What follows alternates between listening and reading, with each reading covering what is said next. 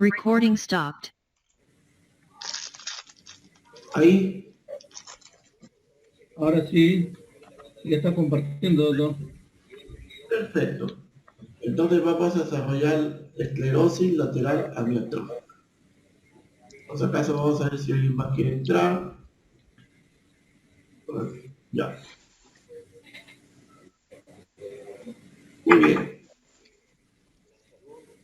Vamos a silenciar en todo caso los micros ya, un ratito. Desactivar el audio. Vamos a silenciar los micros. Listo. Si alguien más quiere entrar, le daremos el pase respectivo. Entonces comenzamos con la clase. Esclerosis lateral amioatrófica.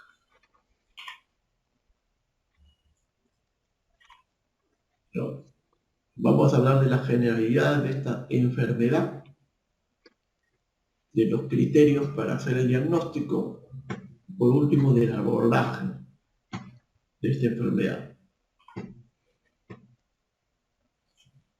Ahí tienen definición de la enfermedad esclerosis lateral amiotrófica, ¿no? Dos definiciones. Una, considerando que es una enfermedad neurodegenerativa que va a afectar la neurona motora. Recuerden, hay una primera neurona motora que comienza en la corteza motora primaria, el área 4 de Brockman, y se va hasta el asta anterior de la médula. Y hay una segunda neurona motora que se inicia en el asta anterior de la médula y se va a vincular con el músculo esquelético. Entonces la esclerosis lateral amiotrófica va a afectar tanto la primera neurona como la segunda neurona. ¿Ya? Ambas afectan. ¿Okay? Primera y segunda neurona. Y estamos hablando de neurona motora piramidal, no esa piramidal, sino la neurona motora piramidal, la que controla el músculo esquelético, la que controla el músculo esquelético. ¿Está bien? Como toda enfermedad degenerativa, la ciencia, la medicina, poco o nada ha podido lograr para detener los procesos irreversibles que suelen ser las enfermedades degenerativas, ¿no? De tal manera que esta enfermedad va a causar un gran impacto emocional. ¿Por qué? Porque afecta la parte motora, pero no afecta la parte sensitiva, de la cual nosotros recogemos la información del medio externo, y menos afecta las interneuronas o neuronas asociativas, que son la base para el procesamiento de las funciones mentales superiores que residen en la corteza cerebral, ¿no? Que es la parte superficial de la masa encefálica, que es aproximadamente 20 a 25 metros cuadrados, por sus características rugosas. Entonces la parte sensitiva y la parte de la interneurona asociativa están conservadas. Lo que está comprometiéndose en la parte motora. Entonces esos pacientes deben ser testigos de su enfermedad, ¿no? De cómo va progresando su enfermedad, y son testigos hasta el último, ¿no? Bien. Por otro lado, no se sabe la causa de la enfermedad degenerativa, ya, y en eso estamos. Ya hemos explicado que compromete la primera y la segunda neurona. Entre 1865 y 1869, Charcot, acá tienen una pintura de Charcot, ¿no? Con sus distinguidos discípulos, ¿no? Dictando una lección clínica, esta pintura de 1887, ¿no? Charcot, de la escuela francesa, hacía los famosos cálculos clínicos patológicos, ¿no? Clínicos patológicos, ¿no? Y observó la correlación entre los signos clínicos de la neurona motora piramidal, ¿no? Y las lesiones de los cordones laterales. Recuerden, la neurona motora piramidal comienza en la área 4 de Brodmann, va hacia el asta anterior de la médula, pero antes va por los cordones laterales. Desciende por los cordones laterales, ¿ya? Muy bien. Y los cordones laterales se va hacia las astas anteriores de la médula, ¿no? Y de ahí es que toma esa denominación, ¿no? Esclerosis lateral amiotrófica, ¿no? ¿Por qué? Porque es una enfermedad que compromete gradualmente, pero en forma muy severa en el tiempo, la parte motora, ¿no? ¿No? Esa denominación se ve a Charcot y es del año 1874. Revisemos. Recuerden, el sistema nervioso se divide de tres formas, ¿no? Perdón, la neurona del sistema nervioso se divide de tres formas. ¿Saben? La neurona de punto estructural, ¿no? La neurona multipolar, la neurona bipolar, la neurona pseudopolar, ¿no? Se divide también de acuerdo al neurotransmisor que sintetiza. Los neurotransmisores que más sintetiza el sistema nervioso central son la gabapentina y el glutamato, el primer inhibidor y el glutamato estimulador. Lo que sintetiza más el sistema nervioso periférico es la acetilcolina y después la noradrenalina, pero sobre todo la acetilcolina, porque la acetilcolina gobierna el sistema nervioso autónomo, inclusive el somático, en su parte periférica. Pero hay una tercera división, ¿no? Neurona aferente, entrada sensitiva, y neurona asociativa o interneurona, y la neurona motora, diferente de salida.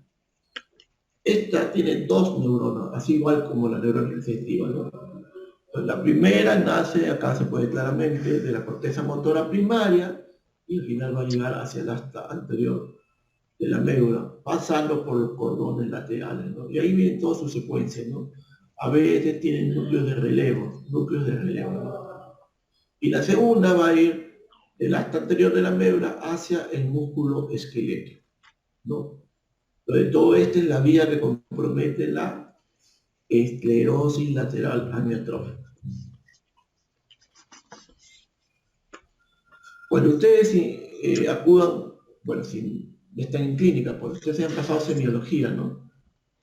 Nosotros, la medicina y los neurólogos, tenemos una forma de determinar, desde un punto de vista clínico, si el compromiso está en la primera neurona, o sea, de la corteza motora al asta anterior, o si el compromiso está en la segunda neurona, del asta anterior hacia el músculo esquelético.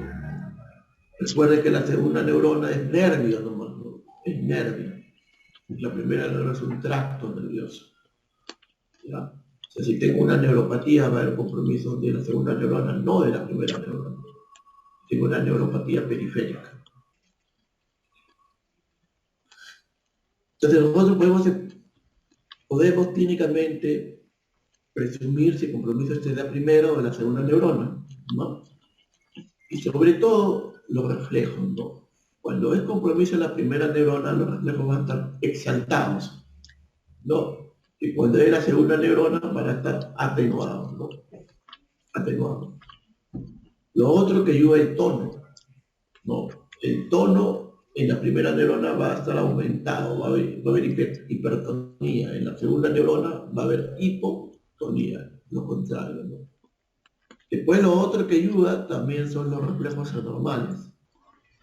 En la primera neurona sí vas a encontrar pues, el Babinski, ¿no? El clonus, el Babinski, el clonus, ¿no? En la segunda neurona no vas a encontrar esos reflejos patológicos, ¿no? Y un poco menos, pero también ayuda ya la atrofia, porque en la primera neurona la atrofia es tardía y la segunda neurona la atrofia es temprana, ¿no? Y la distribución, ¿no? La distribución, ¿no? En la neurona periférica la distribución es segmentaria, en cambio las centrales distal más o menos normal. Pero estos tres primeros son los que más hay. Estos reflejos, los tonos y la presencia o no de Babinski.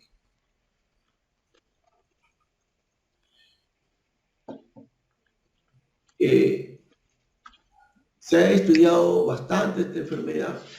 Mírenme, y acá tiene una clasificación que tiene en cuenta la parte genética, ¿no? Acá ven los subtipos de enfermedades, esclerosis lateral amiotrófica, miren. Esclerosis lateral tipo 1, la esclerosis lateral tipo 2, la esclerosis lateral amiotrófica tipo 3, la tipo 4. Y esta es una revisión del 2011. Quizás podría haber más, ¿no? ¿No? Y esta división tiene una base genética, ¿no? Entonces acá ustedes tienen el gen que se han identificado en estas variantes de esclerosis lateral amiotrófica y su ubicación, su locus, ¿no? Su locus en los cromosomas. Recuerden que los cromosomas tienen una parte P y una parte Q, ¿no? ¿Ven? En los cromosomas, ¿no? Y recuerden que nosotros tenemos 23 pares de cromosomas, ¿no? ¿Está bien? Y también este gen, ¿qué proteína sintetiza? Este gen localizado en estos cromosomas, ¿qué proteína sintetiza? ¿No?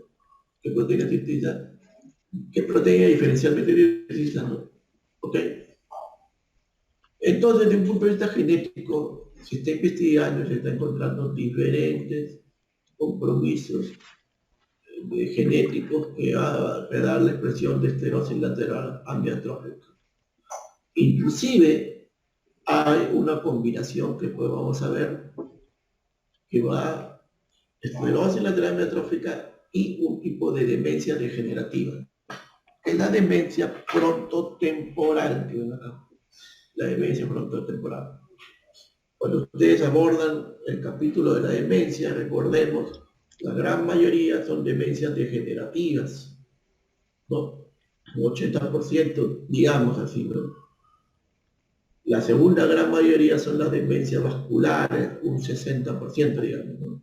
Y de ahí ya nos quedamos con minorías, ¿no? Demencia infecciosa, demencia metabólica, demencia inmune, minoría de menos de 10%, ¿no? Ya. Y la degenerativa, el Alzheimer es la cada cabeza, ¿no? Pero después del Alzheimer está frontotemporal y cuerpos de Lewy, frontotemporal y cuerpos de Lewy. Y también la de Parkinson, porque Parkinson inicialmente da movimientos extrapiramidales, pero puede dar demencia. ¿Ya? Entonces, acá tiene una literatura del 2012 que habla ya del espectro de esclerosis lateral amiotrófica. El espectro, ¿no? Y ponen la categoría diagnóstica del espectro de esclerosis lateral amiotrófica y yendo al otro extremo de la demencia frontotemporal. ¿Ya? ¿Está bien?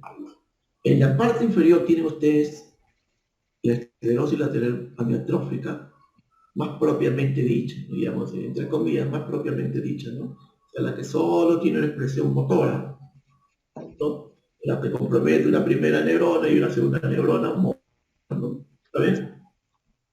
Y por comprender un compromiso de la primera neurona van a encontrar ustedes pues la hiperreflexia, ¿no?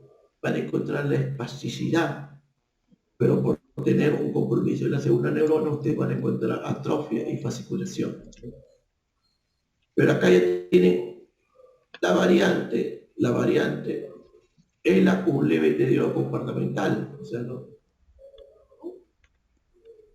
Acá vamos subiendo la escalera, digamos así, tienen acá ELA o un leve alteración cognitiva, ¿no? Van subiendo la escalera y van a tener confluencia y criterio de ELA con demencia frontotemporal, ¿no? Suben más la escalera, demencia frontotemporal con alteraciones del sistema nervioso motor. Y por último ya tienen la demencia frontotemporal. Entonces estos autores lo que tratan es de relacionar un tipo de demencia degenerativa que es la frontotemporal con la esclerosis lateral amiotrófica es un espectro variable, ¿no? Un espectro, un abanico, ¿no? Un abanico de categorías, ¿no? Cuando ustedes revisan la demencia frontotemporal, vuelvo a hablar que es una de las demencias degenerativas que está detrás del Alzheimer, ¿no? Conjuntamente con cuerpos de Lewy y con demencia de Parkinson, se habla de tres variantes, ¿no?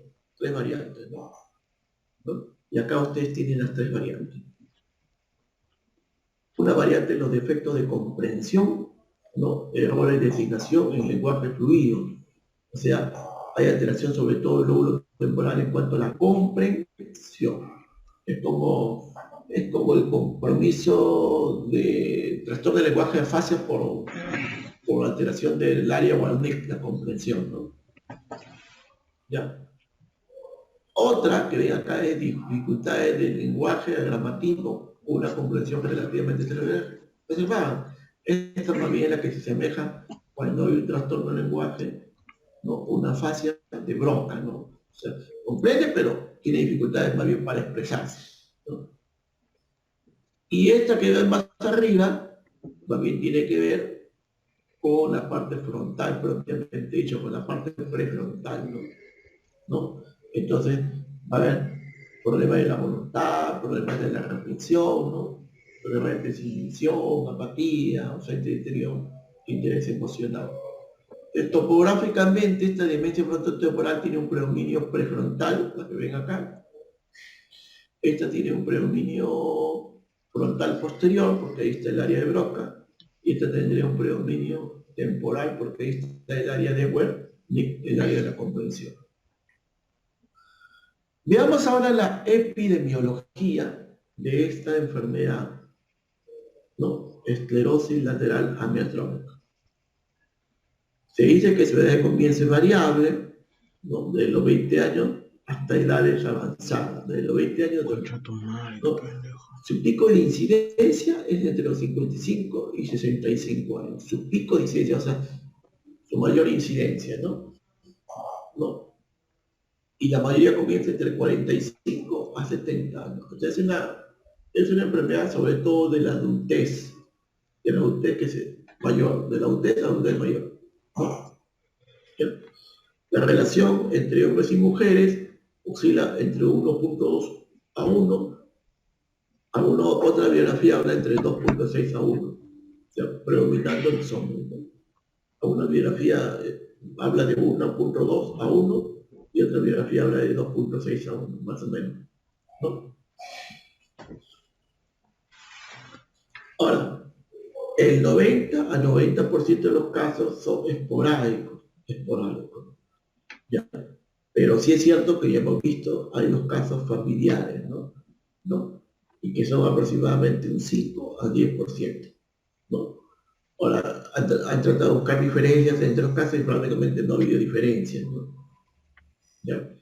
En los casos familiares, la relación hombre y mujer es 1 a 1, ¿no? Bueno, para aterrizar la esclerosis lateral amiotrófica con estadísticas acá en Latinoamérica, ustedes tienen una estadística de Cuba del año 2019, publicada el año 2019, ¿no? De 147 casos con esclerosis lateral amiotrófica. 147 casos, ¿no? Con esclerosis lateral amiotrófica del Instituto de Neurología y Neurocirugía de La Habana, ¿no?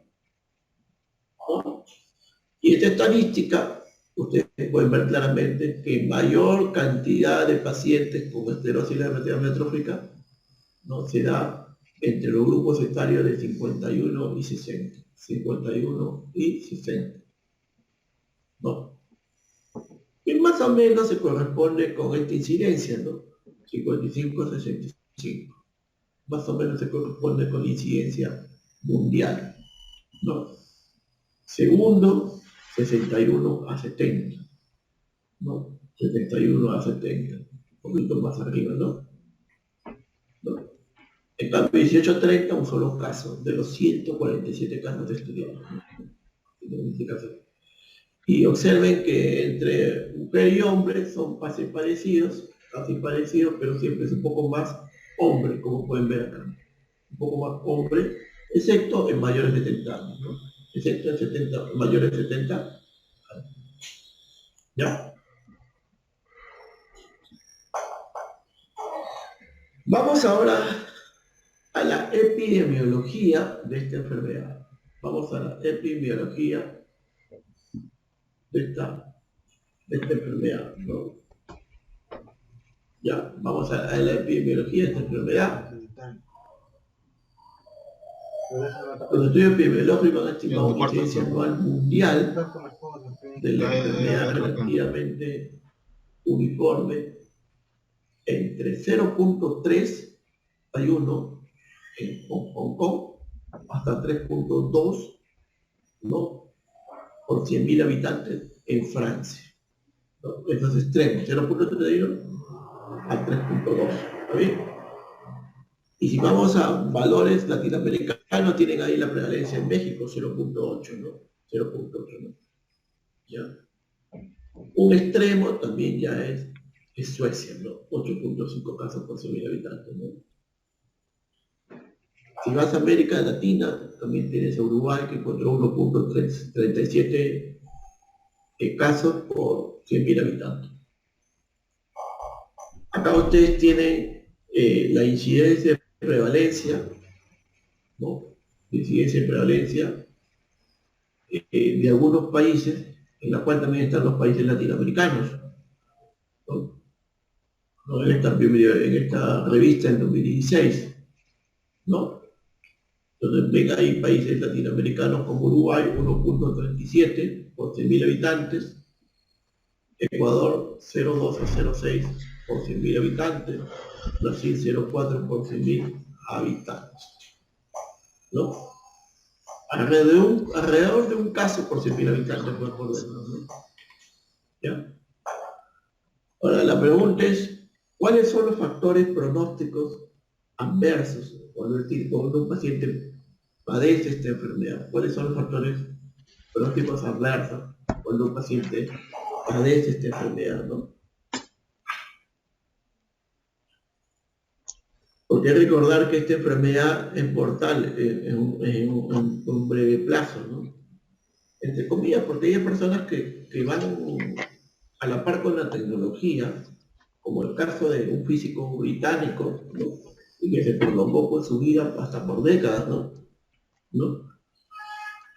Pero si no hubiera ese respaldo de la tecnología, esta enfermedad es mortal en un breve plazo, ¿no?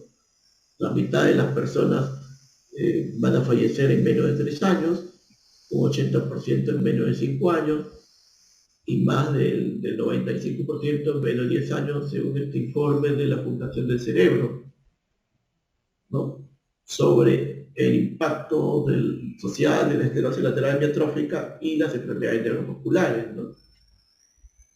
Y según este artículo, factores pronósticos de la esclerosis lateral amiotrófica,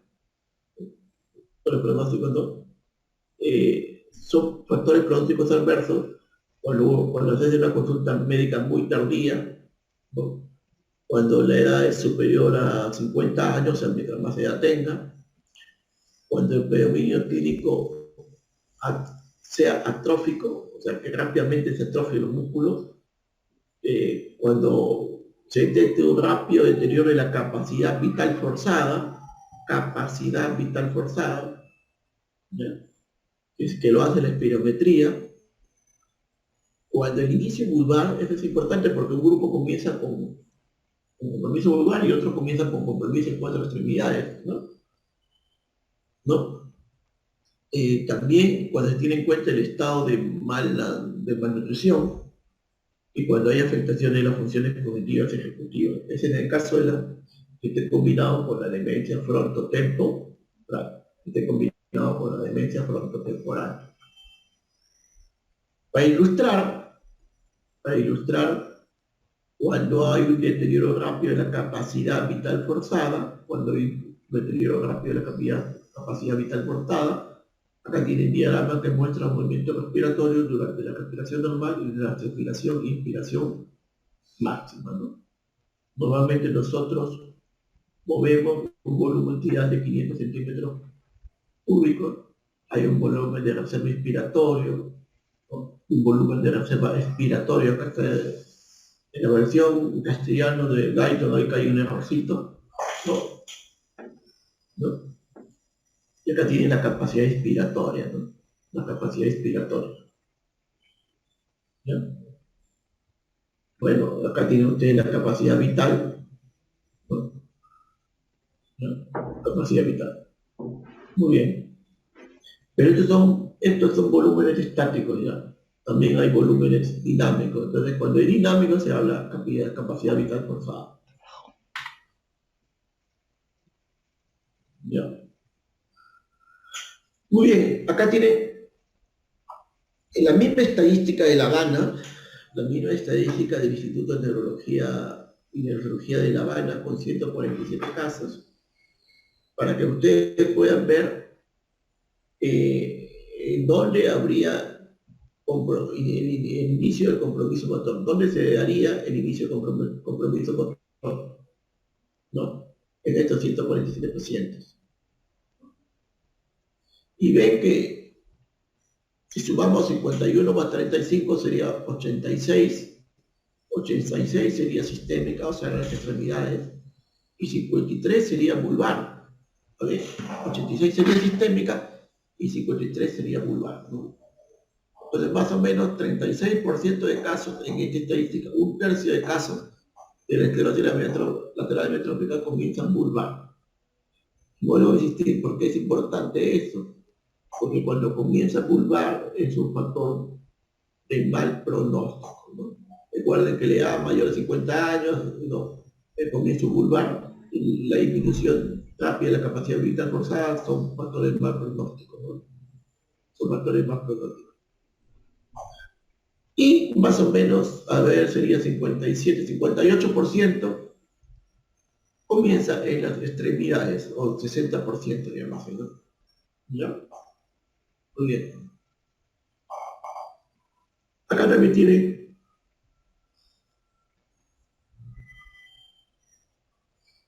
variantes clínicas de la esclerosis y la extremidad amiotrófica, ya yendo al diagnóstico, la segunda parte de la exposición del diagnóstico de la esclerosis lateral amiotrófica.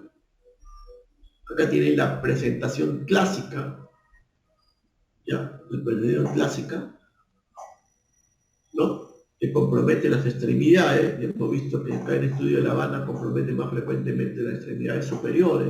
En el estudio estamos hablando, ¿está bien?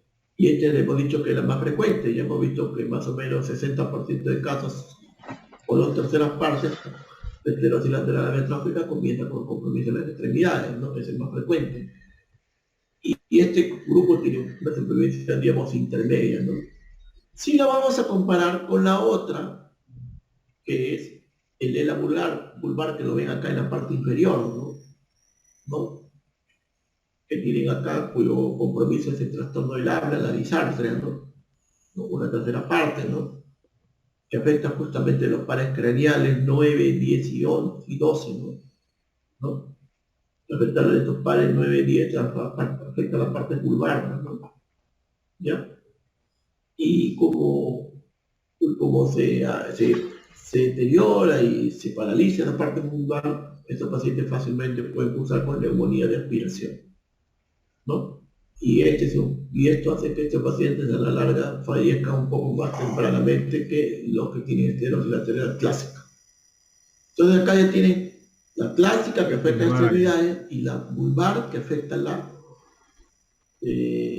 digamos así, los músculos que tienen que ver con la fonación y también con la ingestión de alimentos, ¿no? Linfagia y linfonía. ¿Sí? Pero también hay otras dos variantes de esclerosis lateral amiotrófica, y eso es lo que queremos presentar acá.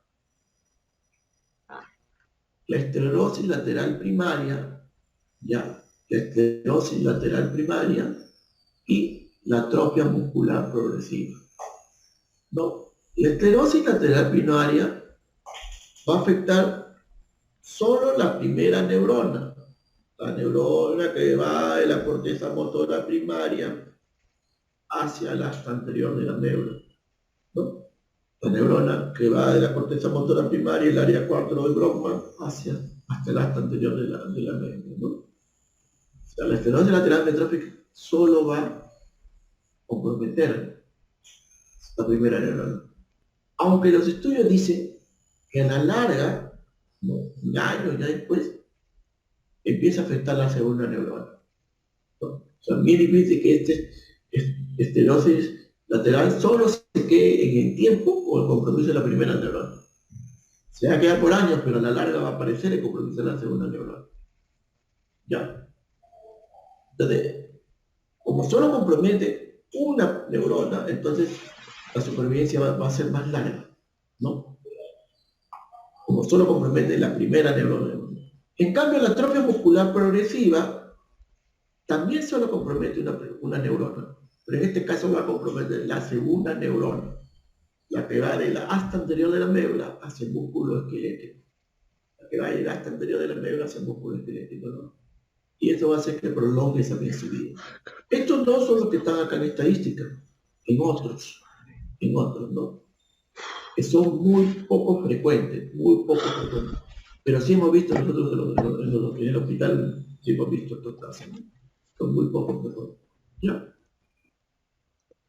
Muy bien, entonces ya tienen las dos variantes más comunes, la clásica y la vulvar, y las dos más raras, digamos así, ¿no?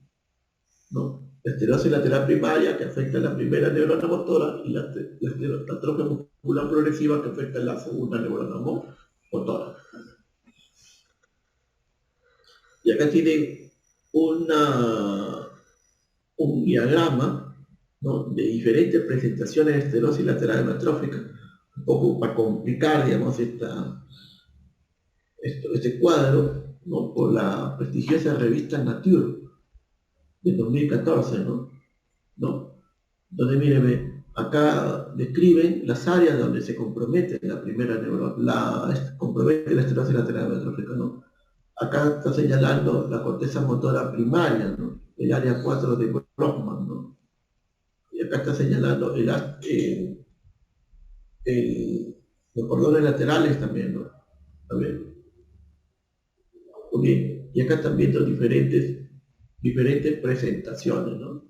Diferentes presentaciones, ¿no? Ya. Diferentes presentaciones. Esta sería la vulvar, la que ven acá en B. Esta sería la vulvar, ¿no? Esta sería la sistémica, ¿no? La sistémica, ¿no? ¿Ya? Muy bien. Este sería, bueno, ahí tienen diferentes presentaciones, ¿no? La primera neurona y la segunda neurona. Muy bien.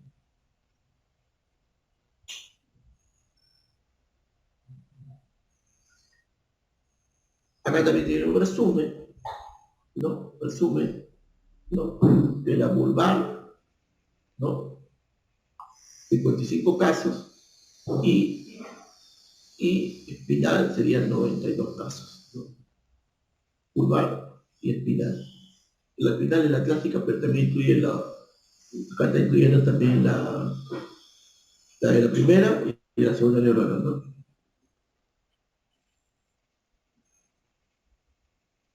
Y como hemos mencionado, entonces acá ya van a ver los porcentajes, ¿ya?, ¿no?, según otras biografías, ¿no? La esclerosis lateral amiotrófica clásica representa, según esta biografía, bueno, cuando olvidaba poner la biografía, qué raro, bueno, olvidado, ya. Representa el 65 a 70% de los casos. El pico de edad comienza entre 58 a 63%. Esa es la más frecuente. Afecta a la primera y segunda neurona simultáneamente, ¿no? Esa es la más frecuente. La más agresiva es la parálisis vulvar progresiva, ¿no? Que es la que le sigue, de ahí sigue la estenosis lateral primaria. Según esta biografía le pone 20%, ¿no? O sea, la estenosis lateral primaria afecta solamente la primera neurona motora, ¿no? Y el cuadro que puede dar, por ejemplo, es la paraparesia espástica pura, ¿no? Paraparesia espástica pura. Una paraparesia espástica usted va a encontrar hiperreflexia bavística, ¿no? Y estas son manifestaciones de primera neurona, ¿no? ¿Ya?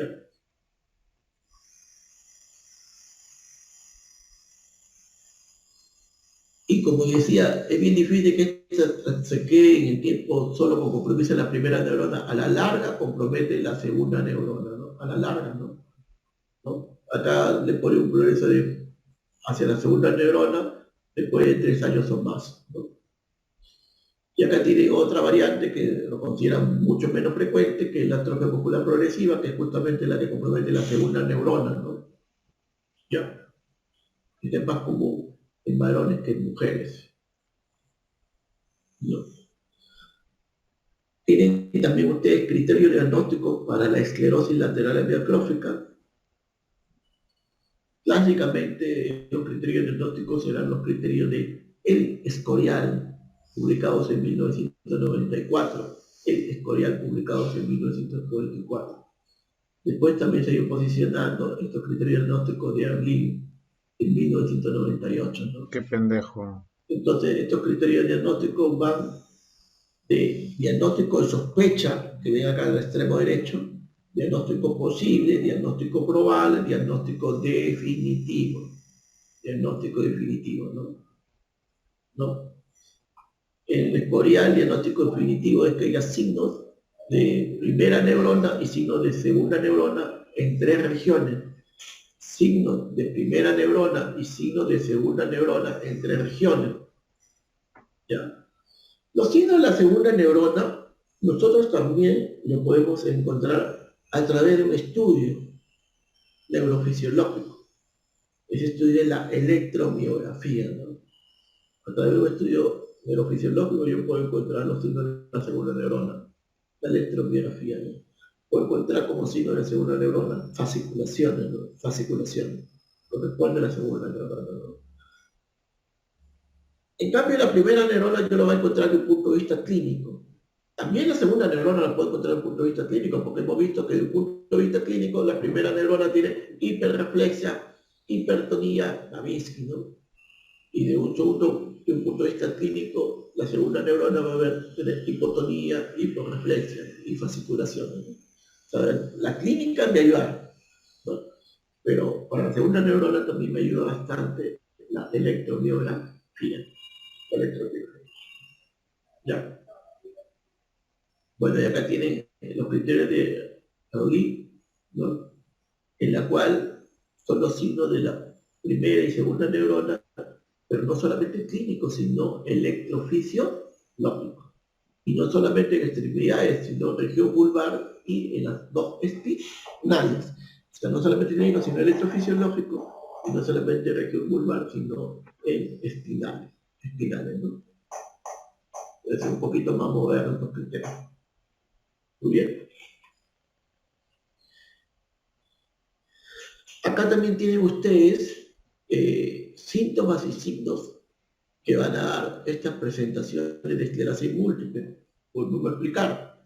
Esta sería la presentación clásica, donde conviven el compromiso de la primera neurona, neurona motora superior, neurona motora inferior, ¿no? La presentación clásica. Y acá tiene la segunda presentación más común, la vulvar, ¿no? La vulvar, que es la más temida. Acá tienen más bien la que solo compromete la motoneurona, no, perdón, la neurona motora superior. Y acá tienen la que solo compromete la neurona motora inferior. Y abajito, ustedes tienen los diagnósticos diferenciales, ¿no? Los diagnósticos diferenciales para cada variante. Recuerden que esta es la más abundante, la más frecuente. Esta sería la segunda, aunque algunos dicen que esta puede ser la segunda también, ¿ya? Y sí es cierto que la que compromete la motoneurona inferior es la menos frecuente, ¿ya? Para que recuerden, esta que compromete la motoneurona inferior es la atrofia muscular progresiva. Y la que compromete la motoneurona superior es la esclerosis lateral primaria, ¿ya? Entonces, en este cuadrito tienen ustedes los diagnósticos diferenciales. Por ejemplo, en el caso de la esclerosis lateral amiotrófica vulvar tiene la sirimbobulbia, ¿no? Sirimbobulbia, ¿no? O sea que en el bulbo, en la parte interna se haya creado una cavidad, eso se llama sirimbobulbia, ¿no? O tumores de foramen magno, ¿no? Ustedes saben, ustedes tienen el agujero magno y ahí puede haber tumores también, tumores del foramen magno, ¿no? O también la malformación de Arnold-Chiari, ¿no? Estructuras, digamos así, infratentoriales que quieran descienden, digamos así, ¿no? Por debajo del agujero magno, ¿no? En la variante de la atrofia muscular espinal, perdón, atrofia muscular progresiva, digamos, atrofia muscular progresiva, ¿no? Que afecta solo la segunda neurona motora, van a tener pues a otros diagnósticos diferenciales, ¿no? Síndrome de polio, etcétera, etcétera, ¿no?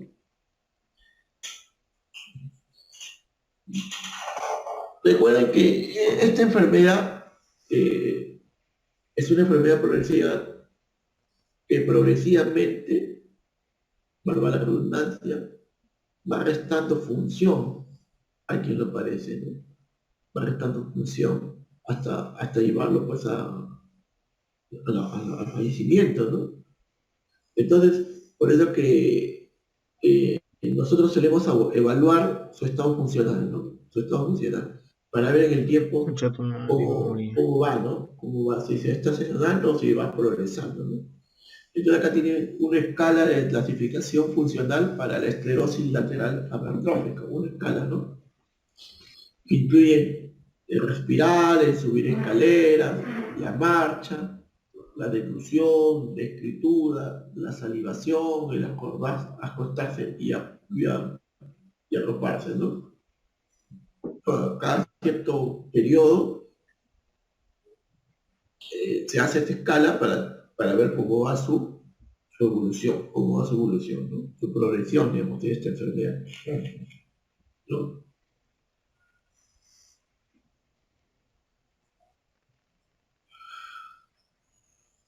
La enfermedad puede producir cambios corticales y subcorticales, acá tiene en uno, acá.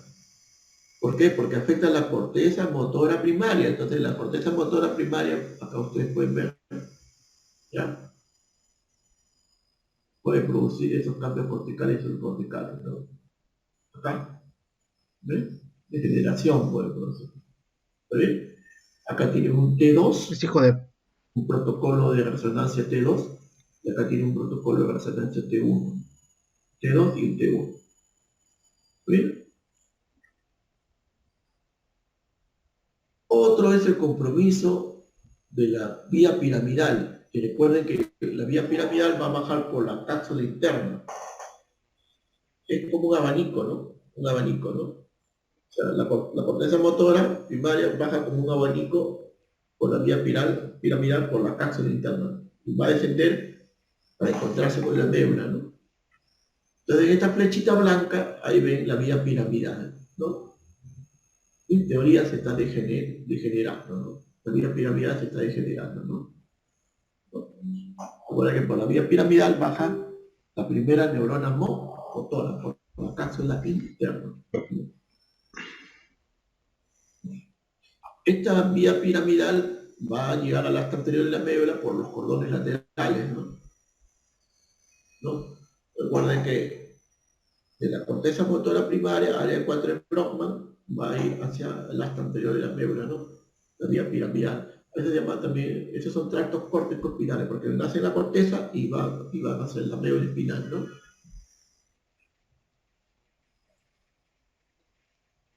Entonces acá ven en la pirámide urbana, ¿no? La cabecita flecha. En este caso sería una esclerosis lateral hematológica vulvar. Y recuerden que se va a aterrizar en el asta anterior de la médula y ahí va a comenzar la segunda neurona motora, ¿no? La segunda neurona motora, ¿no? Y lo que va a producir es atrofia muscular. Entonces ustedes están viendo en los asteriscos que están produciendo la atrofia muscular o aumento de la grasa que está alrededor. Yendo al tratamiento, ¿ya? El único fármaco que se ha empleado es el Riluzol, ¿no? Una droga neuroprotectora que va a bloquear la transmisión glutaminérgica, en el sistema nervioso central, ¿no? Inhibiendo la descarga neuronal al ácido glutámico. Recuerden que un exceso de descarga neuronal de glutamato crea una neurotoxicidad, ¿no? Ya. Acá tiene la molécula del riluzol, ¿no? Y el tratamiento se administra 50 miligramos 2 veces al día, ¿no? Esta molécula 2 veces al día. El efecto que produce el riluzol es principalmente a través de la inactivación de los canales de sodio, ¿no? Para evitar la... Recuerda que el glutamato es el excitador por excelencia, ¿no? Que va a estar excitando las neuronas, ¿no? Entonces, si se activa el canal de calcio, se evita la despolarización, ¿no? La activación de las neuronas, ¿no? El problema es que se ha demostrado que este riluzol tiene un techo, ¿no? Un techo de respuesta, y el techo de respuesta más o menos de 2 a 3 meses, ¿no? El techo de respuesta. Después de 2 a 3 meses, la respuesta llega a su refractariedad y ya no se da, ¿no? Bueno, por consiguiente, podría aumentar la sobrevida en 2 a 3 meses, sí, tal vez podría ser aumentado, ¿no?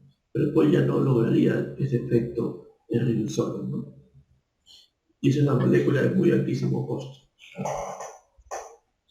Por consiguiente, el tratamiento, digamos así, sintomático, digamos así, es muy corto, ¿no? Y muy costoso, ¿no? Y no detiene la enfermedad, ¿no? Prolonga un poquito la enfermedad, ¿no? Ni cura, ni menos cura, ¿no? Entonces, gran parte del tratamiento incluye otras estrategias. Recuerde que estos pacientes al final pueden comprometer su vida por la disfagia y por la insuficiencia respiratoria, ¿no? Por la insuficiencia respiratoria. Esta disfagia, obviamente, más agresivo es en la esclerosis lateral vulvar, que hemos hablado, ¿no? La esclerosis vulvar, ¿no? Ya. Entonces aparece en aproximadamente el 60% de los casos y obviamente es una de las complicaciones más importantes, ¿no? Hay estudios como videofluoroscopía, que lo hacen los gastroenterólogos, que pueden ilustrar un poco la disfagia en un paciente con esclerosis lateral amiotrófica, ¿no? Obviamente por la disfagia el paciente va a tener una disminución del índice de masa corporal, ¿no? a los valores de peso habitual, ¿no? Una disminución de masa corporal.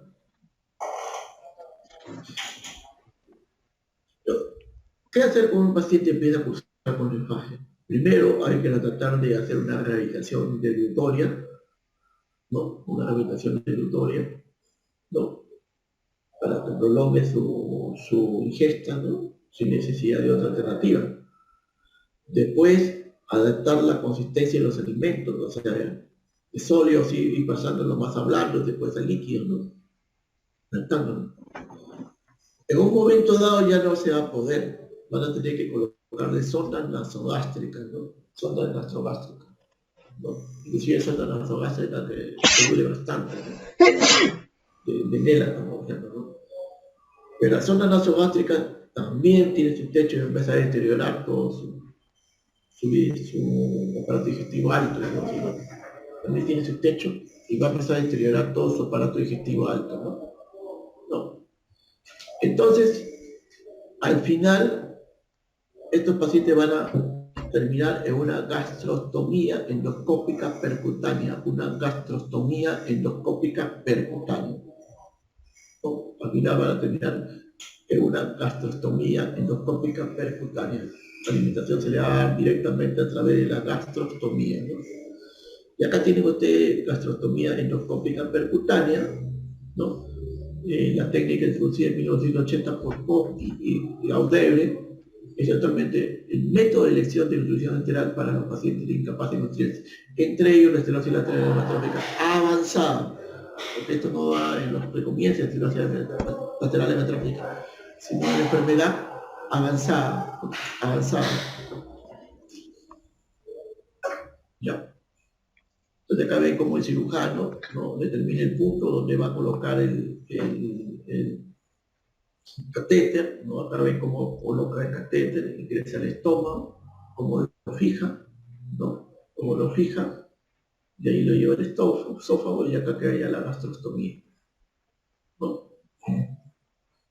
La actual guía de distorsión en la ELA aconseja la realización de la gastrostomía endoscópica percutánea precomente cuando la capacidad vital forzada sea todavía superior del 50%, ¿no? Esa es ya la nueva misión que se está teniendo, ¿no? Según esta bibliografía ya del 2019, ¿no? Y recuerden, el otro punto crucial es que al final estos pacientes van a ir a insuficiencia respiratoria, ¿no? Van a ir a insuficiencia respiratoria, ¿no? Y obviamente, bueno, ahora se conoce un poco más del tratamiento de insuficiencia respiratoria porque ustedes ya son testigos pues, de la gran pandemia del coronavirus, ¿no? Antiguamente se usaban los balones de oxígeno, ¿no? Con cánula nasal, hasta 5 litros por minuto y con máscara de reservorio hasta 15 litros por minuto, ¿no? ¿Está bien? Y ahí no había otra alternativa que el tubo endotraqueal, pues, ¿no? Y eso sigue siendo lo principal, por si acaso, ¿no?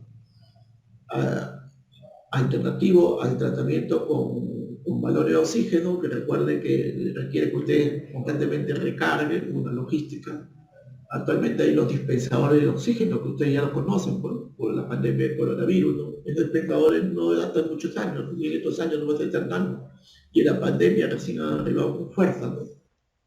Inicialmente estos dispensadores daban 5 litros, después aumentaron a 10 litros, y por ahí se menciona que puede llegar hasta 15 litros, ¿no? Pero 5 a 10 litros es lo que más se está viendo, ¿no? Entonces, si dan 10 litros no llegan al tope de los balones de oxígeno que siguen hasta 15 litros, ¿no? Y también ha aparecido lo de alto flujo, ¿no? Lo de alto flujo, ¿no? Como un intermedio antes de llegar a la ventilación mecánica, ¿no? La intubación y la ventilación mecánica. Entonces, como usted puede, más o menos, como se puede percibir, entonces inicialmente ya con balones con oxígeno, con cánula nasal o con dispensador, ¿no? Después dar con máscara de reservorio, ¿no? Y ahí van a tener que pasar a intubación con ventilación mecánica, ¿no? ¿No? Es el tratamiento de la insuficiencia respiratoria, ¿no? Ahora, en un momento dado, ya no solamente sino se le hace la traqueostomía, ¿no? La traqueostomía para que directamente la ventilación vaya a los pulmones, ¿no? Se hace la traqueostomía, ¿no? Bueno, sobre este tema ustedes ya han aprendido bastante con este tema de coronavirus. En una perspectiva ética, el inicio de la ventilación no invasiva pareciera ser un tratamiento ordinario y proporcionado contra los beneficios para enfermos, entre otros, mejorar la ortomia, la saturación nocturna y la calidad de sueño, ¿no? Hemos mencionado que frente a un paciente que ya está muy avanzado, no queda otra que la ventilación mecánica y la traqueostomía. Y el conocimiento de ustedes, ¿no? Análisis mediante post-flow del efecto del sexo y origen de la esclerosis lateral amiotrófica en el tiempo de evolución de los pacientes de servicio de gastroenterología en un hospital de España, ¿no? Bueno, estamos terminando esta charla. Buenas tardes, me comunico con terminando. Jenny Martínez. La academia tiene una estadística con 103 pacientes en Buenos Aires, Hola, mi nombre es en la ciudad de Buenos Aires. Estamos llamando por encargo de Claro. Estoy llamando porque Para ver sus características poblacionales en los pacientes que usan con esclerosis lateral amiotrófica, ¿no? La edad media en esta estadística del diario de Cuba, sino de Argentina, fue de 64 años, ¿no? Sexo masculino, ¿no? Zona rural. Yo soy Movistar. Los casos familiares, recuerden que existe una esclerosis lateral amiotrófica que a cualquiera le puede dar, pero también existe, que es la gran mayoría, ¿no? Pero también existe la familiar, ¿no? Que es en un escaso porcentaje, ¿no? Acá ustedes tienen en la que comenzó el miembro superior, en la motoneurona superior, 26 casos, en la motoneurona inferior, 40 casos, en la región vulvar, 27 casos, y comenzó simultáneamente a ambos 3 casos, ¿no? El síntoma inicial, la debilidad, 60 casos, y ahí sigue el trastorno del habla o disartria, 21 casos, ¿no? ¿no? La asistencia ventilatoria mecánica, en 8 casos, a quienes se le hizo la espirometría, a quienes se le hizo la gastrostomía. Recordemos que esta gastrostomía se hace en lo más avanzado, ¿no? Y obviamente también en esta estadística se presentan los que fallecieron, pues, ¿no? Es un 9 casos. Bueno, para terminar esta parte, y con esto haremos un paréntesis, la calidad de vida relacionado con la salud, ¿no? La dimensión física, la movilidad y el estado nutricional están afectados por lo que repercute en la calidad de vida relacionado con la salud, ¿no? La dimensión emocional no está tan afectada como hay esperanza a priori, considerando la repercusión de la enfermedad. Y la dimensión social también está afectada, presentando la importancia del apoyo de la familia y el entorno en el proceso de la enfermedad. Si hubiera alguna pregunta, o si no, hacemos un receso de 5 minutos, 2 minutos para tomar un poquito de agua. Voy a dejar de compartir. Compartir la pantalla, dejé. Si hubiera alguna pregunta a ustedes. Doctor, entre la esclerosis lateral amiotrófica que usted nos ha explicado y la esclerosis lateral múltiple, ¿cuál es la principal diferencia? Ya. La esclerosis múltiple versus la esclerosis lateral amiotrófica. Ya. La esclerosis múltiple es una enfermedad autoinmune. La esclerosis lateral amiotrófica es una enfermedad degenerativa. La esclerosis múltiple afecta la mielina. Recuerden que la mielina es lo que envuelve al axón. Ya. Ya. Afecta la mielina. Ya. Y afecta la mielina del sistema nervioso central, o sea, del encéfalo y de la médula. ¿Ya? Aunque también se dice que esta esclerosis múltiple a la larga afecta a los axones. O sea, inicialmente es desmielizante, pero después axonal. Pero recuerden, afecta solo el sistema nervioso central, o sea, el encéfalo y la médula. ¿Ya? Y en cambio la esclerosis lateral amiotrófica no afecta la parte motora del sistema nervioso. Recuerden que hay una parte sensitiva, hay una parte asociativa o de interneurona, pero hay una parte motora, ¿no? Y la parte motora, hay una primera neurona que va de la corteza motora primaria, área 4 de Brodmann, ¿no? Hacia el asta anterior de la médula, ¿no? Hacia el asta anterior de la médula, y una segunda neurona que el asta anterior de la médula va hacia el músculo esquelético, ¿no? Y por último, para diferenciar la esclerosis múltiple, su evolución, la variante más frecuente es la remitente recurrente, ¿no? Cuadros neurológicos, porque tienen un acné, cuadros neurológicos que duran más de un día y menos de un mes, que tienen un acné, y que después se resuelven. Un porcentaje se va a resolver sin secuela, pero otro porcentaje se va a resolver quedando con secuelas, ¿no? En cambio, la esclerosis lateral amiotrófica es una enfermedad lentamente progresiva. Lentamente progresiva. Muy bien, si no hubiera otra pregunta, un receso de 5 minutos, ¿o hay otra pregunta? Bueno, ya, un receso de 5 minutos.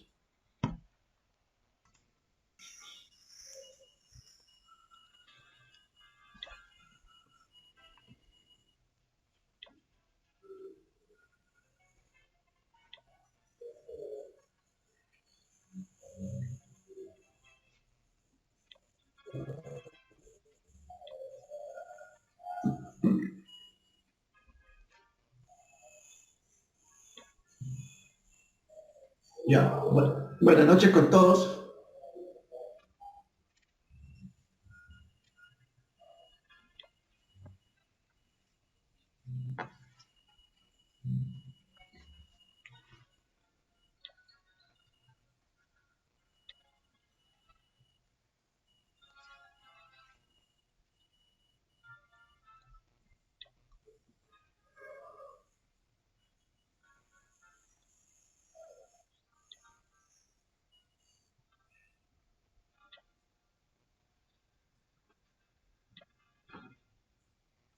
Ya, buenas noches. Sí se logra ver la pantalla, ¿no?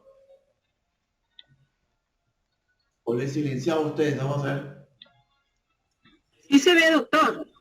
Ya, perfecto. Entonces vamos a continuar con la clase de enfermedad de Parkinson, ¿ya?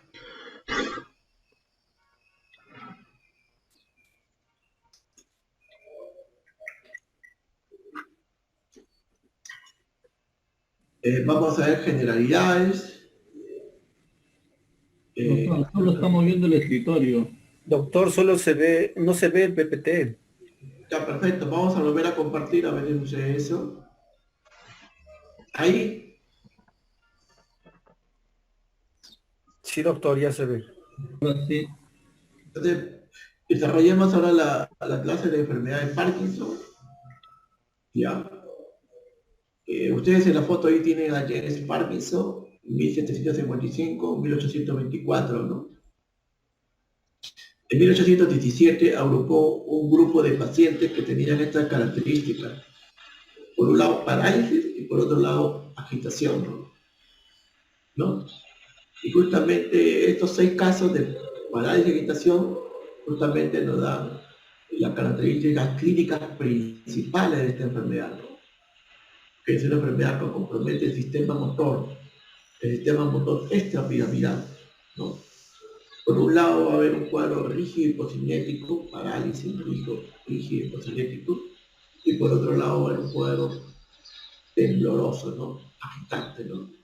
Entonces, esos son los dos pilares clínicos que nos ayudan a diagnosticar esta enfermedad. Recordemos, si hablamos del sistema motor, hay un sistema motor piramidal, que hemos estado hablando en esclerosis lateral amiotrófica, ¿no? Con una primera neurona que nace en el área 4 de Brakmann, la corteza motora primaria, donde tienen ustedes acá el homúnculo, ¿no? Que convergen y van a atravesar la cápsula interna. Acá tienen ustedes la cápsula interna, recuerden. Converge como un abanico y atraviesa la cápsula interna, se van por las astas laterales y al final va a llegar va por los colores laterales y al final va a llegar al asta anterior de la médula, ¿no? Al asta anterior de la médula. ¿Está bien? Y del asta anterior de la médula ya va a ir al músculo esquelético. Ese es el sistema piramidal, ¿no? Ese sistema va a obedecer a nuestra voluntad, ¿no? Ese sistema va a controlar el músculo esquelético obedeciendo nuestra voluntad. Pero tenemos otro sistema más antiguo, que no nace en la corteza motora primaria, sino que nace sobre todo en los núcleos basales, ¿no? Y este sistema, más bien, no tiene que ver tanto con el movimiento voluntario directo, sino con los reflejos, la locomoción, los movimientos complejos y el control postural, ¿no? Este sistema que es más antiguo y que tiene que ver más con la modulación y regulación es el sistema extrapiramidal. Este sistema, vuelvo a repetir, está controlado por los núcleos basales. Ustedes acá tienen la estructura de los núcleos basales. Los núcleos basales, que acá lo tienen dentro del cerebrito, son núcleos subcorticales. Como todo núcleo está formado por cuerpos neuronales, ¿no? Por somas o cuerpos neuronales. Una vez hicimos la revisión de los núcleos basales en la literatura y llegamos a la conclusión que todos los libros consideran núcleos basales el núcleo caudado, ¿no? Usted tiene el núcleo caudado, que tiene su cabecita, tiene su cuerpo y tiene su cola, ¿ya? Consideran como núcleo basales el núcleo lenticular, que está formado por el globo pálido y por el putamen, ¿ya? Acá usted tiene el globo pálido y acá tiene el putamen. El putamen y el globo pálido. Toda la literatura también considera el núcleo basales al claustro, ¿no? Acá no creo que no se puede visualizar. Y el núcleo público y bulbo olfatorio, ¿no? Ahora, dependiendo de la literatura, algunos van a considerar núcleos basales al núcleo amigdalino, que se ubica en el lóbulo temporal, que no se logra identificar acá, a la sustancia negra y al área tegmental ventral, que se va a encontrar en la parte superior del tronco cerebral, en el mesencéfalo, ¿no? Y a los núcleos subtalámicos, que sí se ven acá, biencefálico. Bueno, estos núcleos basales que hemos visto que tienen que ver, que controlan el movimiento extrapiramidal, que tienen que ver con los reflejos, la locomoción, los movimientos complejos y control corporal, acá tienen un grupo de funciones, ¿no?, que se describen, ¿no? Ayuda a la regulación del movimiento voluntario, o sea, ayuda a lo que controla la vía piramidal, ¿no?, al aprendizaje de habilidades motoras, ayuda a preparar el cuerpo previo a un movimiento, ¿no? También ayuda a la postura, ¿no? Entonces acá tienen ustedes los núcleos basales, ¿no?, los núcleos basales. Y acá tienen otra definición de los núcleos basales de 2007, ¿no?, en este libro, ¿no? Función esencial de los núcleos basales es contribuir. Antiguamente se les llamaban ganglios basales, ¿no?, ¿ya?, pero más ahora se llaman núcleos basales, a la selección y ejecución de los programas motores, adecuando los parámetros de movimiento, suprimiendo la actividad muscular innecesaria y proporcionando el orden temporal que sustenta la concatenación de secuencia motora, lo cual permite su realización con escasa o nula concentración voluntaria, es decir, automático. De estos núcleos basales, para la enfermedad de Parkinson es importante la sustancia negra que se encuentra acá en el mesencéfalo, ¿no? La sustancia negra que se encuentra en el mesencéfalo, ¿no? Acá ustedes tienen el mesencéfalo. ¿Cómo reconocer un corte axial en mesencéfalo? Ustedes van a ver la cara de un ratón Mickey. Acá tienen las orejas del ratón Mickey, acá tienen los ojos, ¿no?, y acá tienen la nariz del ratón Mickey. El ratón Mickey es el mesencéfalo, ¿ya? Y acá en las orejas, ahí van a encontrar la sustancia negra que está resaltado porque está bien oscurito. Está resaltado porque está bien oscurito, ¿no? Ahí van a encontrar la sustancia negra. Acá tienen los pedúnculos cerebrales, que son las vías, pues, que unen, ¿no? Acá tiene el núcleo rojo y acá tiene la arteria comunicante posterior. La arteria comunicante posterior, ¿no? Muy bien. Entonces acá tiene la sustancia negra,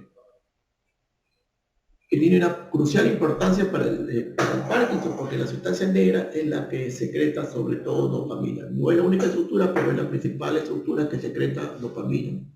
Y en la enfermedad de Parkinson hay una degeneración sobre todo de la sustancia negra.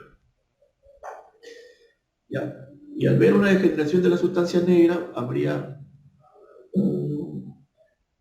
menor producción de dopamina al extremo que el paciente se empieza a afectar su vía extrapiramidal y comienzan los síntomas del Parkinson, ¿no?, de la parálisis agitante, como decía Parkinson. Acá ustedes tienen diagramado, ¿no?, las características ectoscópicas, digamos, de un paciente con Parkinson, ya con cierto progreso, ¿no? El paciente va a presentar lentitud del movimiento, va a presentar rigidez muscular, esto es típico del síndrome rigipocinético. Esto va a llevar a flexionar las rodillas o flexionar los codos. El paciente va a estar en un estado de flexión o semiflexión en todo caso. También le va a llevar a encorvar la espalda y el tronco, ¿no? Y esa rigidez también le va a quitar expresividad facial, ¿no? Se le va a llevar a una hipomímica, ¿no?, hipomímica facial, ¿no? Y por otro lado, el temblor que presenta estos pacientes es un temblor de reposo, un temblor de reposo. Recuerden, cuando ustedes ven pacientes con temblor, hay temblor de reposo, postural y actividad. El Parkinson se caracteriza por temblor en reposo, ¿no? Pueden ver que la enfermedad de Parkinson es un trastorno degenerativo. Si nosotros revisamos los trastornos degenerativos del sistema nervioso, el primero es el Alzheimer, pero el segundo es el Parkinson, ¿no? O sea, el segundo más frecuente, ¿no? Su incidencia media se estima entre 20 casos por 100.000 habitantes, y hay una prevalencia más o menos de 150 casos por 100.000 habitantes. Es una enfermedad tardía, ¿no? Que se suele encontrar sobre todo en mayores de 65 años, pero sí hemos visto casos más tempranos ya. Y hemos mencionado que es una enfermedad neurodegenerativa, ¿no? Junto con Alzheimer la segunda, y que va a producir una discapacidad, ¿no? Discapacidad personal, social y laboral, ¿no? Y esta degeneración va a condicionar a que estos pacientes inclusive se enferman más frecuentemente y pueden morir más frecuentemente que el común de la población. Si te trata de la causa, se ha encontrado que un 95% es esporádico, así como la esclerosis lateral amiotrófica, ¿no? La gran mayoría es esporádico, ¿no? Un 90% de esclerosis lateral amiotrófica es esporádico, ¿no? En otras palabras, a cualquiera de nosotros le puede dar, ¿no? Cualquiera. Pero también hay un patrón familiar, ¿no? También hay un patrón familiar muy minoritario, ¿no? ¿No? De 5 a 10% de casos, ¿no? Un patrón familiar de 5 a 10% de casos, ¿no? Este patrón más común en Europa y en América del Norte, ¿no? Ahora, se ha relacionado también esta enfermedad con productos químicos industriales, con hidrocarburos, manganeso, pesticidas, herbicidas, ¿no? Consumo de agua de pozo, porque el agua de pozo puede estar lleno de metales, ¿no? Se relaciona. Ahora, acá hay un estudio muy importante. Si bien es cierto, el Parkinson se caracteriza por un cuadro motor extrapiramidal, ya sea rígido, hipocinético y tembloroso, ¿no? Que es lo que acá mencionan, síntomas motores como braquinesia, temblor, estabilidad, ¿no? Y que puede afectar el sistema nervioso autónomo, ¿no? Y después puede crear demencia, ¿no? En este estudio que ven acá, del 2008, ¿no? Encontraron que la pérdida del olfato, la alteración del sueño REM, que vamos a ver ahorita, el estreñimiento, la depresión y la disfunción autonómica, o sea, el compromiso del sistema nervioso autónomo, podría anteceder, ¿no? Podría aparecer antes del cuadro hipocinético, ¿no? Podría aparecer. Entonces acá tienen la estructura del sueño. Recuerden que esta estructura del sueño se repite 3 a 4 veces en la noche, ¿no? Entonces cuando tenemos un sueño no REM, que es más o menos 3/4 partes, y un sueño REM o sueño paradójico que ven acá, que es una 1/4 parte de un ciclo de sueño.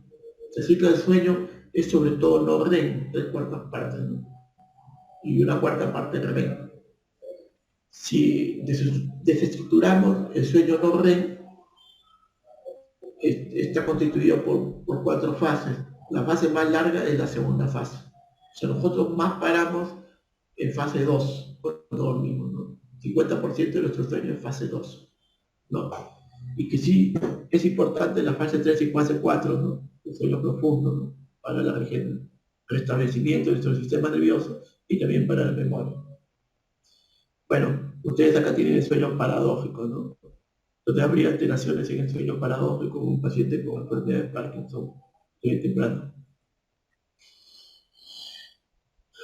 Revisemos un poco estas alteraciones generales que hemos mencionado acá, ¿no? Braquinesia, temblor, instabilidad, ¿no? Vamos a ver las alteraciones en la marcha. El 80% de los pacientes en estadio avanzado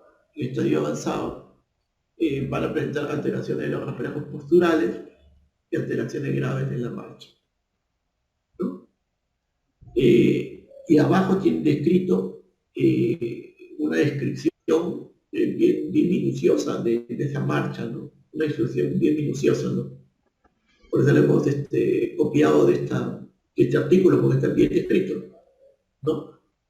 En esta marcha va a haber una pérdida de las sinergias entre la postura y la locomoción, que va a dar lugar a una postura en flexión de tronco y de las articulaciones, el braceo va a ser más corto, va a haber disminución de la altura y la longitud del paso, o sea, el paso va a ser pasitos cortos, ¿no? A eso se llama festinación también. Presencia de giros en bloque, o sea, no va a girar solamente la cabeza, el brazo, sino gira en bloque. Presencia de giros en bloque, acortamiento del paso y reducción en la velocidad, ¿no? ¿No? Acortamiento inclusive de la zancada, ¿no? Todo es una descripción bien detallada de las alteraciones de la marcha en el Parkinson. Y acá ustedes tienen a la izquierda numerosas denominaciones de las alteraciones de la marcha en los pacientes que tienen Parkinson y su definición, ¿no?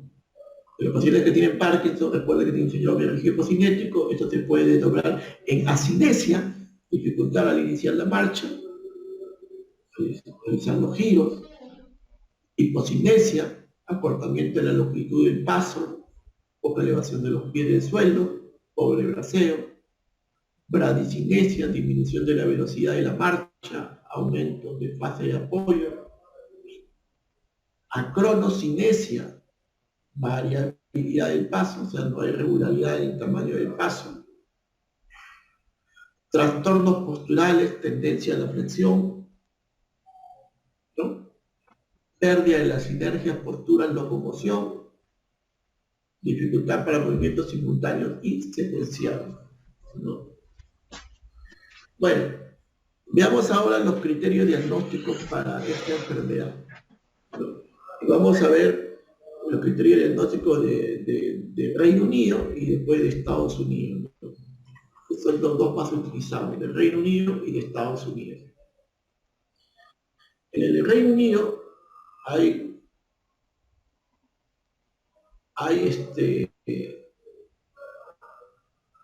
tres grupos, ¿no? Un grupo 1 que es diagnóstico de parkinsonismo y al menos, ¿no? Un grupo 2 que son características que tienen a excluir esta enfermedad de emoción. Y un grupo 3 que son características que consolida el diagnóstico de esta enfermedad, ¿no? Entonces en el grupo 1 están las características principales y basta que tenga una de estas características principales para ser considerado ya como posible enfermedad de Parkinson, ¿no? Y las características principales justamente están la rigidez, el síndrome hipocinético y el temblor, ¿no? Un temblor en reposo de 4 a 6 Hz. Recuerden, un temblor de reposo, no un temblor de intención, no un temblor postural, sino un temblor de reposo. ¿Sí? Entonces, para tener el diagnóstico se requiere una de esas tres características. Recuerden que Jess Parkinson llamaba parálisis agitante, entonces rigidez muscular sería lo que es parálisis y temblor de reposo sería lo que es agitante, ¿no? ¿Ya? Las características 3, que son las que consolidarían el diagnóstico, se requieren 3 o más para que sea el diagnóstico, ¿no? Entonces, ahí vamos a revisar estas características. Uno, que tenga un comienzo unilateral, o sea que esta enfermedad comienza en un lado, no comienza en ambos lados simultáneamente. El temblor comienza en un solo lado, no en un solo lado. Es más, en un solo segmento, superior o inferior, ya sea en la mano o el pie. Más comienza en la mano. Después se extiende al mismo en mi cuerpo, ¿no? Se extiende al mismo en mi cuerpo, ¿no? En la progresión se extiende ya al otro en mi cuerpo, ¿no? Y continuando ya la progresión, todo el cuerpo, ¿no? Así es más o menos la evolución de esta enfermedad, ¿no? ¿Ya? Pero comienza en un solo lado. Recuerden que es temblor de reposo, no es temblor postural ni temblor de tensión, que es una enfermedad progresiva, ¿no? No es que hoy tiembla más y acá un mes, 2 meses tembló menos, no tiene que más bien mantenerse el temblor en la evolución o ir progresando, ¿no? ¿Ya?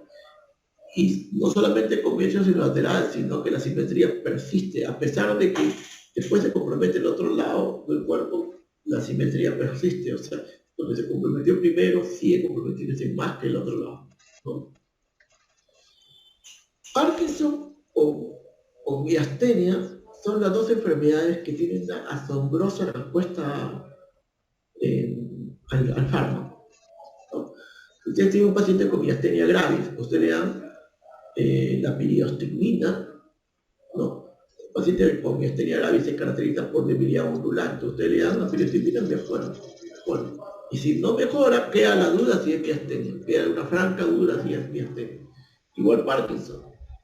Cuando comienza esta enfermedad, usted le da la levocarbidopa, impresionante, impresionante la forma como responde la levocarbidopa al comienzo, impresionante. ¿Ya?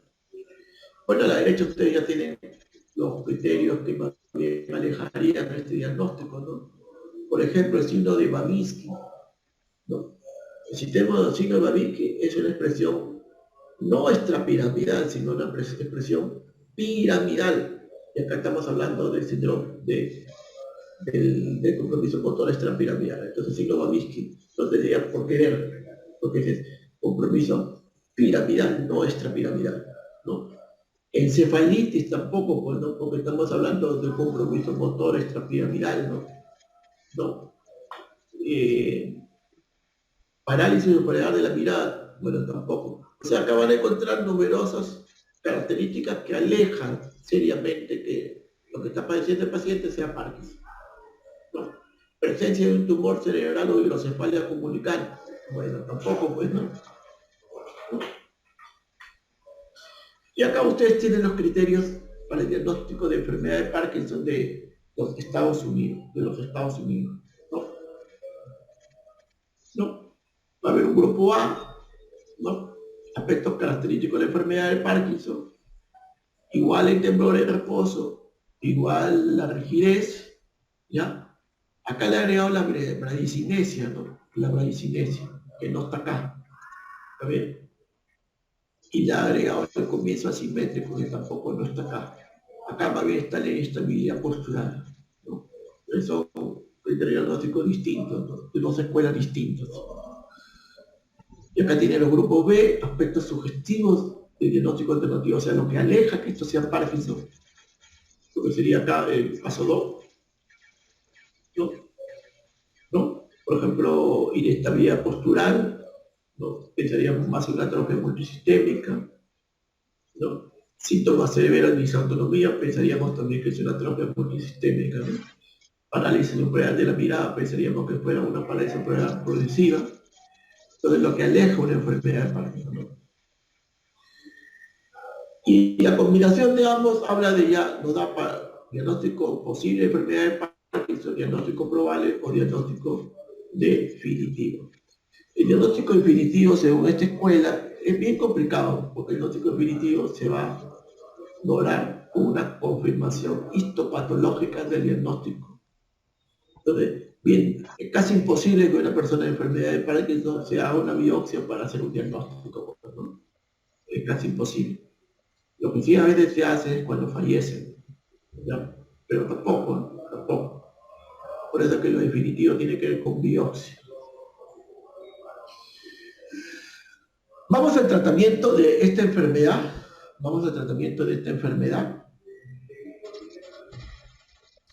Recuerden que un punto principal, que si este paciente comienza tempranamente con la enfermedad de Parkinson o comienza tardíamente con la enfermedad de Parkinson. Antes, de manera práctica, poníamos 65 años, ¿no? Tempranamente, antes de 65 años y tardíamente después de 65 años. Pero estamos viendo que la población está viviendo más. La esperanza de vida sigue subiendo. Estamos por 70 y tantos, ¿no? Entonces ahora yo creo que estamos considerando, bueno, ya de manera práctica, no texto en los libros, depende de cada quien cómo lo maneje, pero más o menos 75 años, más o menos, ¿no? Puede ser una edad. ¿Ya? ¿Por qué es importante la edad de inicio del Parkinson? ¿Por qué es importante? Vamos a explicar.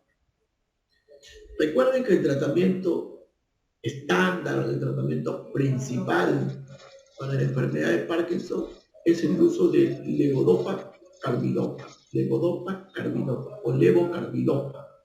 ¿Sí? el tratamiento estándar, el tratamiento principal, el tratamiento histórico también, ¿no? Y sigue siendo el tratamiento principal. El problema es que este tratamiento de levodopa, carbidopa, ¿no? Va a tener un techo de 5 a 10 años. ¿Qué quiere decir un techo de 5 a 10 años? Que 5 a 10 años yo voy a dar el fármaco, el paciente va a tener una respuesta aceptable. A pesar de que el paciente va a progresar la enfermedad, si el paciente progresa la enfermedad, lo que yo voy a hacer es aumentar más la dosis. ¿Sí? Voy a aumentar más la dosis. Recuerda que yo voy a comenzar con media tableta 2 veces al día, puede ser 7 de la mañana o de la tarde. Y recuerda que yo puedo subir pues, hasta 2 tabletas cada 3 horas para que vean cómo en el tiempo se va aumentando. Pues, ¿sí? Entonces, cada vez que aumente, voy a lograr pues, que aceptablemente se controle la enfermedad. Perfecto, pero esto no va a ser así hasta los 5 o 10 años. Después de los 5 o 10 años, por más que yo aumente más levocarbidopa, ya no voy a lograr una respuesta aceptable. O sea, como que hay un tacho de refractariedad. Voy a lograr una respuesta parcial y cada vez menos parcial y cada vez peor. ¿Está bien? Entonces, la levocarbidopa va a tener una buena respuesta, una respuesta aceptable, digamos así, hasta los 5 o 10 años. Y de ahí comienza su refractariedad. De ahí comienza su refractariedad, ¿no? O sea, ¿qué quiere decir refractariedad? Que ya no va a tener esa respuesta, ya no va a lograr un estado óptimo del paciente, ¿no? O sea, que no haya un cuadro rígido pacientético notorio, que no haya un cuadro tembloroso, pero ya no va a lograr ese estado óptimo. Es más, van a aparecer disinesias, fluctuaciones, distonías, lo que ven ustedes acá. Disinesias, fluctuaciones, distonías, alteraciones psiquiátricas, hipotensión ortostática, trastornos gastrointestinales. Eso van a aparecer. Disinesias tardías. ¿Está bien? Por ir aumentando, ¿no? Ya. Ahora, entonces, ¿qué ha sucedido con los que estudian esta enfermedad? Han buscado otra alternativa. Y entre las otras alternativas que han encontrado son los agonistas dopaminérgicos. Dopaminérgicos. ¿Ya? Estos agonistas dopaminérgicos también tienen su techo, ¿no? O sea, van a responder a la enfermedad, ¿no? Con el tiempo va a ir subiendo cada vez más la dosis para lograr una respuesta aceptable. Y perfecto, más o menos va a ir con el paciente hasta los 5 años, porque los 5 años igualito también van a empezar a tener una respuesta disminuida, va a empezar a disminuir su respuesta. O sea, si los 5 años va a empezar la refractariedad al tratamiento con los agonistas dopaminérgicos. Entonces, ¿cuál es la estrategia que se plantea para los Parkinson de inicio temprano? Los Parkinson de 50 años, 40 años, que comienza a 50 con juntar ambos, porque juntando la levodopa y los agonistas podemos tener 15 años a 10 años de tratamiento óptimo. Entonces, esa es la visión. Y en cambio, a los pacientes de Parkinson que tienen 80, bueno, activamente mayores de 75 años, pero ahora por encima de 80 años, que digamos así que no tienen mucho techo de vida, porque obviamente todos tenemos nuestros límites, ¿no? No solamente se le da levocarbidopa, ¿no? Se le da solamente levocarbidopa. Ahora, veamos, comparemos un poco la levocarbidopa con los agonistas dopaminérgicos. ¿Cuál es más efectivo? Más efectivo es la levocarbidopa. Tú le das una respuesta más asombrosa que los agonistas dopaminérgicos. Pero aún así es importante iniciar los agonistas dopaminérgicos para prolongar la mayor cantidad de años de respuesta aceptable al tratamiento. Para tener mayor cantidad de años de respuesta aceptable al tratamiento. O sea, si la levocarbidopa puede ser un poquito más efectivo, perfecto, pero yo tengo que usar agonistas porque yo requiero tener más tiempo de tratamiento para el paciente, ¿no? Lo segundo, y acá tiene la ventaja de los agonistas. Los agonistas tienen menor riesgo de desarrollar complicaciones motoras. ¿No? El Parkinson, la discinesia, las fluctuaciones, la distonía, más frecuentemente te desarrollan que los agonistas. Y recuerda que, si bien es cierto, un gran problema es que tú das medicamentos después de los 10 años y las respuestas pues ya no vuelven a ser lo mismo, ¿no?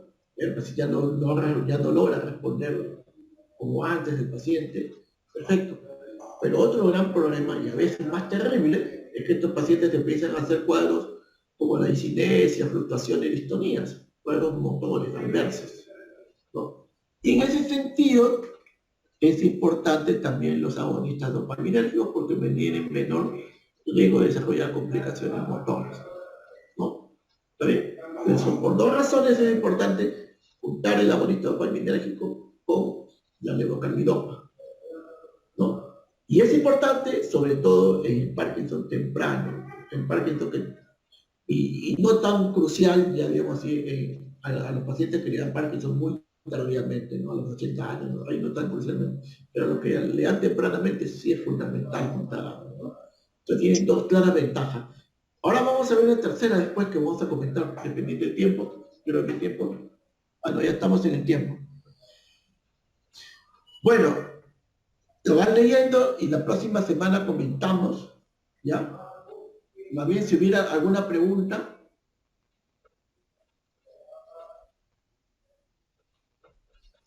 Si hubiera alguna pregunta de ustedes, por favor. Doctor, disculpe, hace un ratito, usted mostró en la pantalla los PPTs de su curso. ¿Podría usted compartirnos, al grupo el 3.1, el 4 y el 5? No, todas esas clases ya han sido enviadas a ustedes ya, creo que hace 10 días ya. Sí, justo comparé con lo que tenemos en la descarga y el 3.1, el 4 y el 5 no lo encontré. Ah, qué raro, porque yo, mira, yo tengo todo ya, yo tengo todo ordenado, ven acá, ¿ves? Ven mi... Voy a Sí, mostrarte. A ver, revisen todos, porque yo que sepa son las mismas. Te voy a mostrar, ¿ya?